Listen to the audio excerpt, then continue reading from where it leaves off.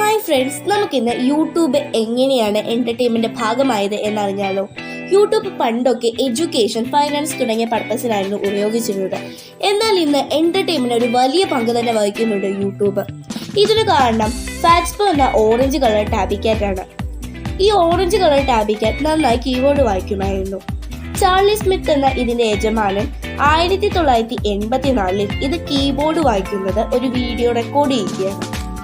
ശേഷം 20 വർഷത്തിനു ശേഷം യൂട്യൂബ് പ്രചാരത്തിൽ വരുന്ന സമയത്ത് ചാർലി സ്മിത്തിന് ഒരു ഉപായം തോന്നുകയും ഒരു ഐഡിയ ക്രിയേറ്റ് ചെയ്ത് ഈ വീഡിയോ അതിൽ അപ്ലോഡ് ചെയ്യുകയും ചെയ്തു. അതിന് കീബോർഡ് ക്യാറ്റ് എന്ന നെയിമാണ് കൊടുത്തിരുന്നത്. എന്നാൽ ഈ വീഡിയോ വല്ലാതെ തന്നെ വൈറലാവുകയും അത് കാരണമാണ് ഈ യൂട്യൂബ് ഇന്നു കാണുന്ന എന്റർടൈൻമെന്റ് ഭാഗമായി തീർന്നത്. പക്ഷേ ഫാറ്റ്സ്പോ ലക്കി അല്ലാതെ ആയിപ്പോയി. ഈ വീഡിയോ റെക്കോർഡ് ചെയ്ത 3 വർഷത്തിന് ശേഷം ഫാറ്റ്സ്പോ മരിച്ചു പോവുകയാണ് ചെയ്തത്. താൻ വൈറലായത് പോലും ഫാറ്റ്സ്പോ അറിഞ്ഞിരുന്നില്ല. ഫാറ്റ്സ്പോ മരിച്ചത് 1987